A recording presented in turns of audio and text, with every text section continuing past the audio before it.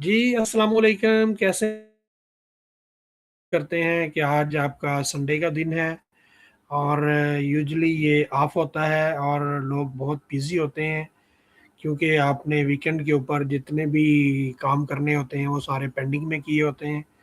तो इसी संडे को मद्देनज़र रखते हुए आज हम अपने जो रेहान एआई टीचर ट्रेनिंग उसका मैं स्टूडेंट हूँ, शमून अहमद आपसे मुखातब हूँ।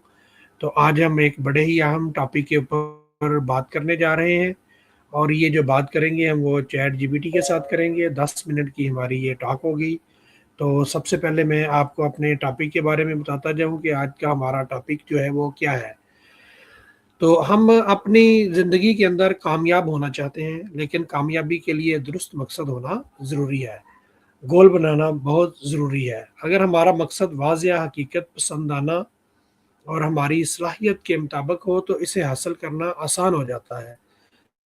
जब हम अपने बड़े मकसद को छोटे-छोटे मराहल में तक़सीम करते हैं और मुसलसल मेहनत करते हैं, तो हमारा हौसला भी कायम रहता है।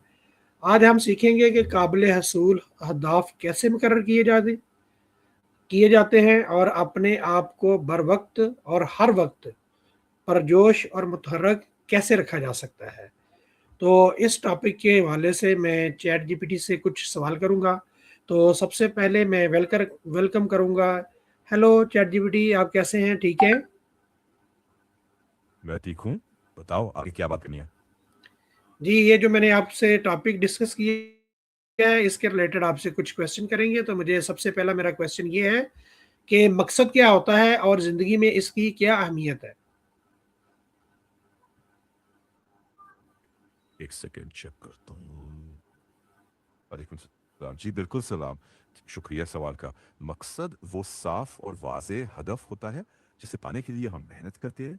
ज़िंदगी में मकसद का होना इसलिए ज़रूरी है क्योंकि ये हमें सही दिशा दिखाता है, मेहनत करने की ताकत देता है और मुश्किलों के बावजूद हमें आगे बढ़ने का हौसला देता है। जब मकसद वाज़ेह और हकीकत पसंदाना हो, तो उसे हासिल करना आसान हो जाता है। इसलिए कहते हैं वाज़ेह मकसद कामयाबी की पहली सीढ़ी है। एक अच्छे और काबिल हसूल मकसद की क्या खसूसियात होनी चाहिए? एक सेकंड देखता हूँ।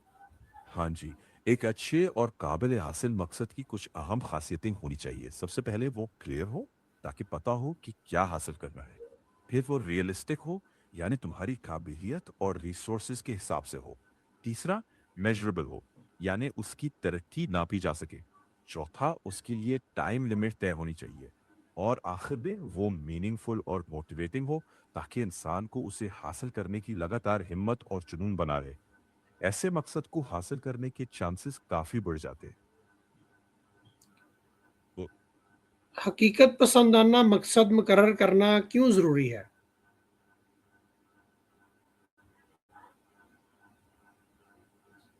एक सेकंड। हकीकत पसंद आना मकसद इसलिए जरूरी है क्योंकि ऐसा मकसद तुम्हारी काबिलियत, साधनों और हालात के मुताबिक होता है, इसलिए उसे हासिल करने के चांसेस ज्यादा होते हैं। जब मकसद काबिल हासिल होता है तो इंसान का कॉन्फिडेंस बढ़ता है, वो लगातार मेहनत करता है और मायूस होने के बजाय हर स्टेप पर अपनी तरक्की महसूस करता है। इसके उलट अगर मकसद हकीकत पसंद ना हो तो नाकामी के चांसेस बढ़ जाते हैं, जिससे हौसला कम हो सकता है। इसलिए बेहतर यही है कि हम ऐसे मकसद तय करें जो चैलेंजिंग भी हो और प्रैक्टिकली अचीवेबल भी। बड़े मकसद को छोटे मराहल में तक़सीम करने से क्या फ़ायदा होता है? एक सेकंड। बड़े मकसद को छोटे हिस्सों में बांटने के कई फायदे हैं। सबसे पहले मकसद आसान और काबिल अमल लगता है। हर स्टेप पूरा होने पर कॉन्फिडेंस बढ़ता है, हौसला मिलता है और वक्त की बेहतर प्लानिंग हो पाती है। इससे तरक्की ट्रैक करना भी आसान होता है और कहीं अटक जाओ तो उसे जल्दी सुलझाया जा सकता है। इसलिए बड़े मकसद को छोटे छोटे स्टेप्स में बांटना कामयाबी का एक असरदार और अमली तरीका है। अच्छा जी, क्या आपने कभी कोई ऐसा मकसद हासिल किया है, जिस पर आपको फ़ख्र हो? मैं तो एक एआई हूँ, मेरे पर्सनल एक्सपीरियंसेस नहीं होते, लेकिन मेरा काम दूसरों को सही जानकारी, गाइडेंस और उनके मसलों का हल ढूंढने में मदद देना है। जब कोई स्टूडेंट किसी टॉपिक को अच्छे से समझ लेता है या कोई अपनी स्किल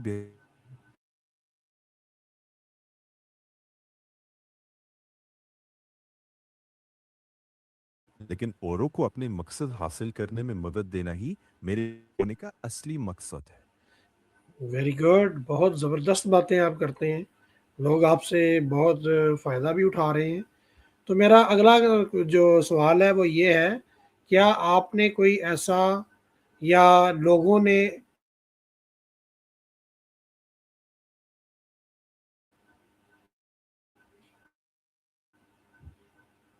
एक सेकंड, मुझे पक्का नहीं कि आप इस सवाल को किस तरफ ले जाना चाहते हैं। क्या आप पूछ रहे हैं कि लोग अपने गोल्स कैसे सेट करें? कोई ऐसा मकसद था साफ-साफ बता दे तो मैं बेहतर जवाब दे सकूं।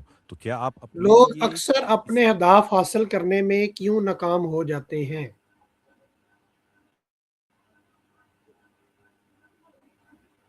एक सेकंड सोचता हूं। बहुत अच्छा सवाल है। लोग अक्सर रियलिस्टिक नहीं होता, प्लानिंग अधूरी होती है या फिर लगातार मेहनत और डिसिप्लिन कायम नहीं रह पाता।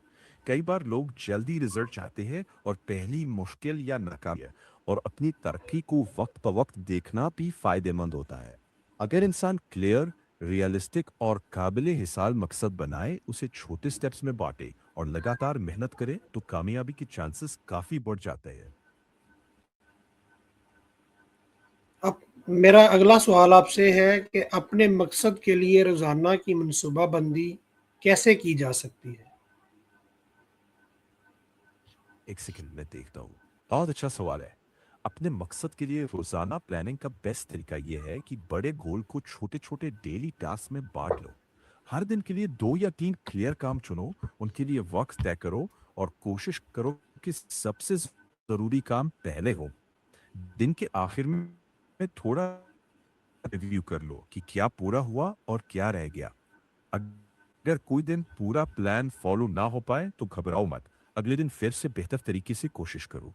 इस तरह रोज की प्लानिंग आपको आपके मकसद के करीब ले जाती है और कामयाबी के चांसेस बढ़ जाते हैं। मेरा अगला सवाल आपसे ये है कि अगर किसी काम में बार-बार नाकामी हो, तो इंसान को क्या करना चाहिए? एक सेकेंड, अगर बार बार नाकामी हो रही हो तो सबसे पहले मायूस होने के बजाय अपनी गलतियों को गौर से देखो और समझने की कोशिश करो कि नाकामी की असली वजह क्या थी। फिर अपनी स्ट्रैटेजी में ज़रूरी तब्दीलियां करो, नई स्किल सीखो और ज़रूरत पड़े तो तजुर्बेकार लोगों से सलाह लो। साथ ही साथ लगातार कोशिश, सब्र और पॉजिटिव सोच को बनाए रखो। याद रखो, नाकामी अक्सर आखिर नहीं होती, ये सीखने और बेहतर बनने का मौका देती है। अगर हर नाकामी से सबक लेकर दोबारा कोशिश करो तो कामयाबी के चांसेस पहले से कहीं ज्यादा हो जाते हैं। तो नाकामी को रुकावट नहीं बल्कि एक टीचर की तरह लो जो आपको बेहतर दिशा दिखाती है। अच्छा, मेरा अगला सवाल आपसे ये है कि हमारे फैमिली मेंबर और हमारे जो बेस्ट फ्रेंड होते हैं, वो हमारे गोल को अचीव करने के लिए हमारे साथ क्या हेल्प कर सकते हैं? एक सेकंड, फैमिली और फ्रेंड्स कई तरह से मदद कर सकते हैं।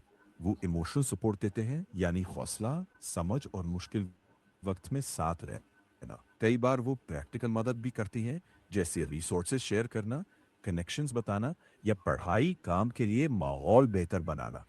कभी कभी वो अकाउंटेबिलिटी भी देते हैं, यानी याद दिलाते हैं कि आप अपने लक्ष्य पर टिके रहे। लेकिन आखिर में कंसिस्टेंसी और मेहनत आपकी ही होती है। अगर वो आपके मकसद को समझे, एनकरेजमेंट दे, प्रैक्टिकल मदद करे और बीच बीच में आपका हौसला बढ़ाते रहे तो मुश्किल रास्ता भी आसान लगने लगता है। फिर भी डायरेक्शन और आदतें खुद बनानी पड़ती है, यही हिस्सा सब में। सपोर्ट अच्छा बोनस है मगर कंसिस्टेंसी आपकी अपनी जिम्मेदारी।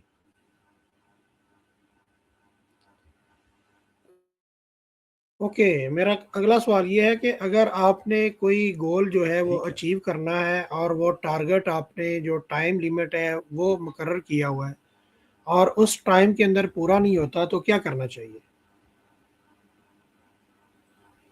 एक सेकेंड सोचता हूँ।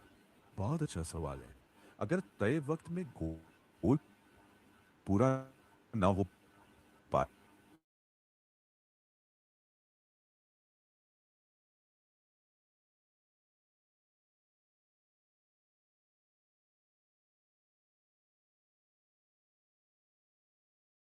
देर करना अच्छी नहीं, बदलो।